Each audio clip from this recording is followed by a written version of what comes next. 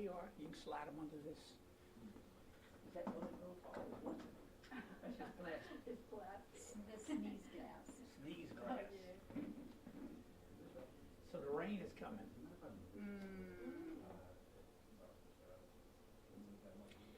Commissioner, do you know how long This this one right press here? release or this Oh, press yeah, release will last? I'm sorry. No, that is totally nuts.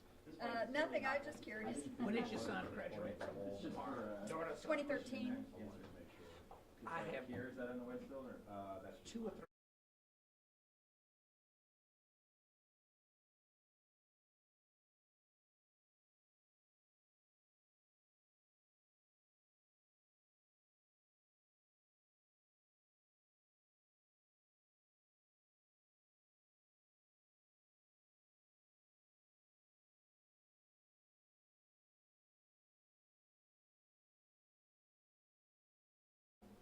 Good morning. I'm here with Commissioner Ellis and Karen Knapp, who is part of the anti-crime organization Moms Demand Action. I know that many parents are scared by the stories they hear on the news about youth gun violence, especially the recent ones, the shooting in Nashville, and these tragic stories that seem to come almost every day. What I want to make sure people know is that today's epidemic of youth gun violence is not just based on stories. It's also backed up by the data here in Harris County.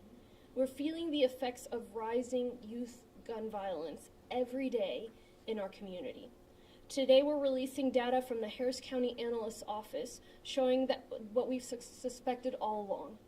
Every year, more and more children in Harris County are dying because of firearms and the ready availability of firearms.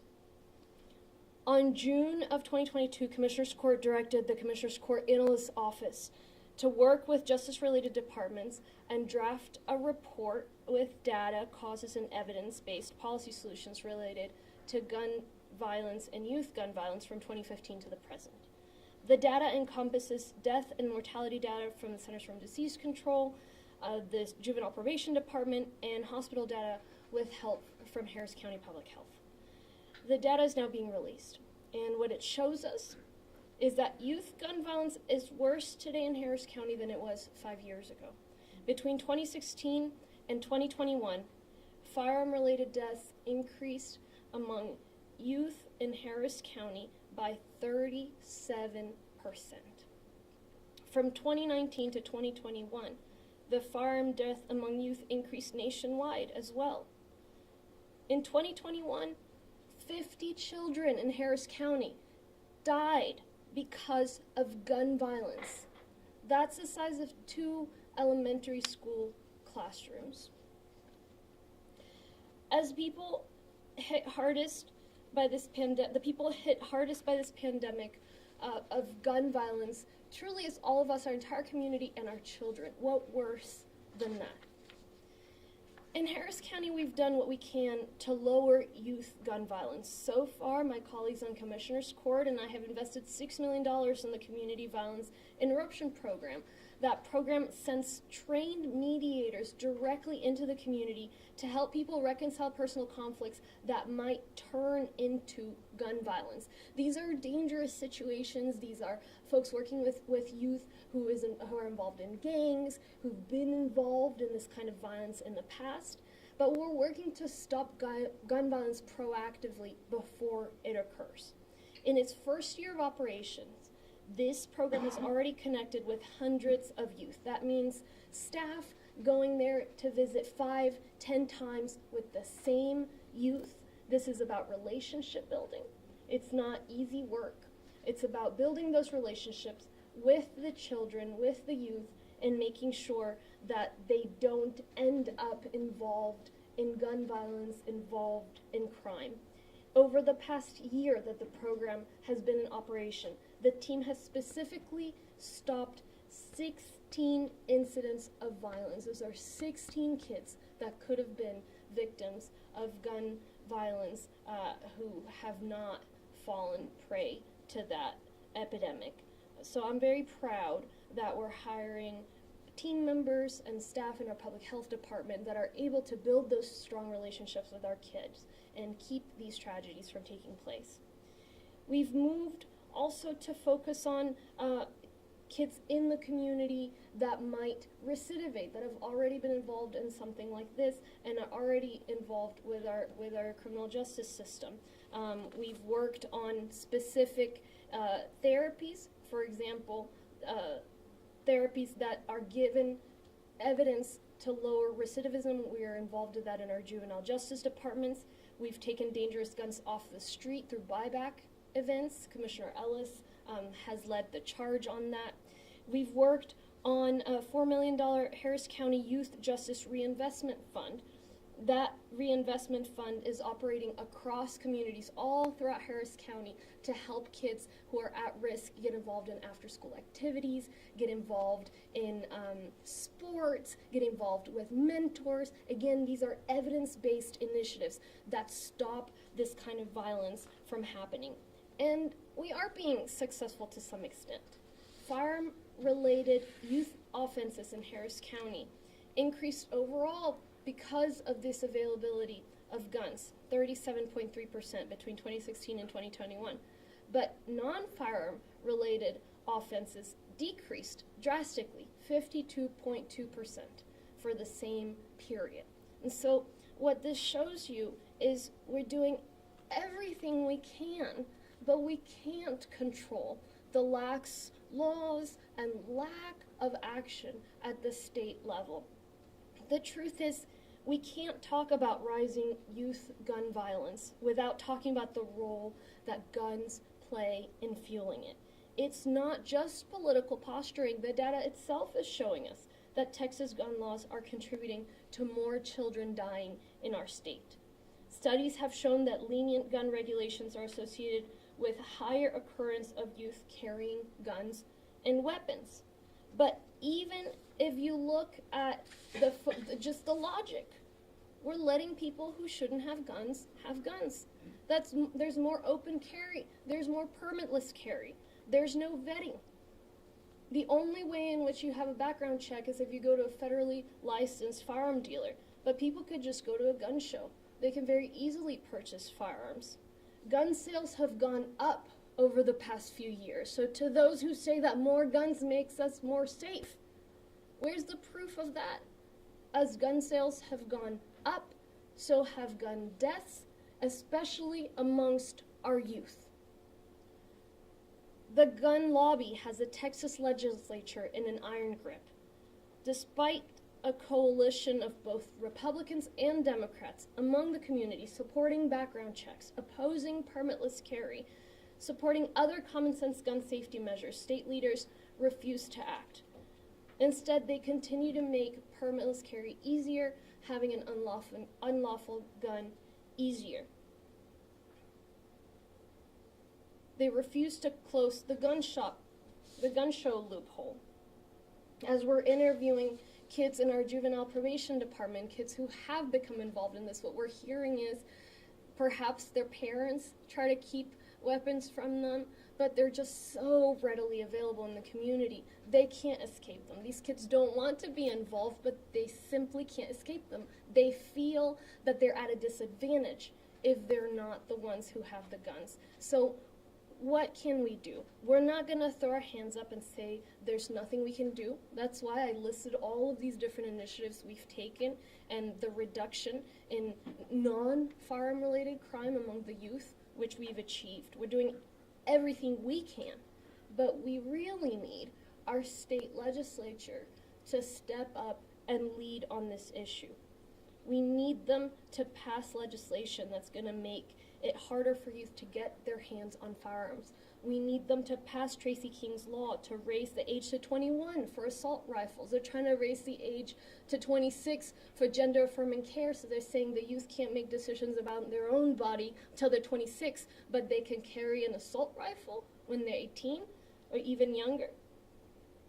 We can do so much. Commissioner Ellis can talk about the details of how this is possible in the legislature, but all of us who support common sense, basic regulations need to continue agitating for change. It's not just the stories from our community workers. It's not just the stories from our kids that now are part of our juvenile justice system whose lives have been ruined, but it's also the numbers that we're seeing in our hospitals, the numbers that we're seeing in our juvenile justice departments that now show it is beyond time to act and continue preventing tragedy in our communities and in our state. I'll pass it on to Commissioner Ellis, but first let me repeat my remarks briefly in Spanish. Sé que muchos padres sienten bastante miedo por las continuas noticias sobre muertes y lesiones en las escuelas, especialmente el tiroteo trágico en Nashville hace poco. Lastimosamente, la epidemia de violencia armada juvenil en nuestra área, de nuestro país, no solamente se trata de estas historias que se ven en las noticias, sino también lo vemos en los datos en el condado Harris. Estamos sintiendo los efectos de un aumento de la violencia armada juvenil. Hoy estamos publicando datos de la Oficina del Analista del Condado Harris que demuestran lo que hemos sospechado desde hace bastante tiempo. Cada año más y más niños en el condado Harris están muriendo por las armas de fuego que se permiten en este estado. En junio del año pasado, nuestra Corte de Comisionados le pidió a la Oficina del Analista del Condado que trabajara en un reporte acerca de estos datos. Ya estamos presentando la información, vienen del gobierno federal, nuestro Departamento de Justicia Juvenil y también información hospitalaria que nuestro Departamento de Salud Pública nos ha ayudado a reunir. Los datos nos demuestran que la violencia armada ha empeorado en los últimos 5 años entre los jóvenes. Del 2016 al 2021, las muertes relacionadas con armas de fuego incrementaron un 37% entre los jóvenes. Del 2019 al 2021, la tasa de muertes a nivel nacional también ha subido. En el 2021, 50 niños murieron en el condado Harris dado la violencia armada. Eso es igual a 2 clases de primaria llenas de niños. 91% de estas muertes son niños latinos o afroamericanos. En el condado Harris hemos hecho todo lo que podemos para reducir la violencia armada juvenil. Invertimos $6 millones en un programa de intervención de violencia comunitaria. Hemos trabajado con niños que están involucrados en pandillas, con niños que ya han estado en estos temas de tiroteos y los visitamos 5, 10 veces a cada niño con personas entrenadas, personas de la comunidad. En el año que ha estado trabajando esta iniciativa ya hemos prevenido 16 incidentes de violencia, específicamente 16 niños que no fueron lastimados por armas. Dado este programa, ya tenemos contacto con cientos de muchachos, de jóvenes. También hemos invertido $4 millones en un programa en varias áreas de la comunidad para ofrecer a los muchachos más actividades después de la escuela, actividades educativas, deportivas, para que estos chicos no se vean involucrados en temas de violencia. Dentro del sistema de justicia penal estamos trabajando en estrategias y hemos implementado estrategias que científicamente han demostrado reducir las tasas de reincidencia entre los chicos que están en el sistema de justicia penal por temas de violencia armada. Está funcionando lo que estamos haciendo. Entre el 2016 y el 2021, las ofensas entre los jóvenes que no tienen que ver con las armas se han reducido un 52.2%. Ahora, cuando vemos las armas, ofensas relacionadas a armas han subido un 37.3%. Entonces, lo que se queda fuera de nuestras manos es específicamente la disponibilidad de estas armas de fuego. La verdad es que no podemos hablar acerca del aumento de la violencia armada juvenil sin hablar también del papel que juegan las armas en alimentar esta violencia. La postura política de ciertas personas es que las armas ofrecen más seguridad. No es eso verdad. La cantidad de armas en nuestras comunidades ha incrementado dramáticamente desde la pandemia y con eso también ha subido la cantidad de tiroteos y de muertes entre nuestros niños en toda la comunidad. Entonces, aquellos que dicen que más armas llevan a más seguridad, es que ni las historias ni los datos apoyan esa conclusión. Lo que los datos demuestran es que las leyes en Texas, o la falta de leyes, están contribuyendo a más niños muriendo en nuestro estado. Hay estudios académicos que demuestran esto mismo, pero cuando hablamos inclusive con los muchachos en nuestras cárceles juveniles, nos dicen eso, nos dicen, miren, nuestros padres no quieren que tengamos armas. Entonces siento una obligación de tener una para poderme defender. Y es por eso que han dado a parar en estas cárceles juveniles con la vida ya prácticamente en problemas y en tan joven edad. Y también es obvio, este estado está permitiendo que personas que no deben tener armas porten armas. Hay lo que se llama el permitless carry, el transporte sin permiso, el transporte abierto, eso lo ha permitido la legislatura estatal. No se hace ningún tipo de estudio de background check. Uno puede comprar un arma en cualquier sitio sin tener que evaluar antecedentes. El lobby de armas tiene la legislatura de Texas completamente controlado. Pero entre la comunidad hay una amplia coalición entre republicanos y demócratas, todos de acuerdo que debemos verificar antecedentes o poner el porte sin permiso. Hay muchos pasos que podemos tomar bastante obvios, bastante claros, bipartidistas, y es posible pasar eso en esta legislatura. El comisionado Ellis hablará de eso. Entonces, no nos estamos rindiendo, pero sí debemos todos nosotros seguir pidiendo, basado en estos datos y basado en las tragedias, basado en lo que nos dicen nuestros trabajadores y nuestros niños, que estos líderes estatales deben hacer su trabajo y liderar en el tema de la violencia armada. We'll hear from Commissioner Ellis, and then we'll take questions. Thank you, Judge.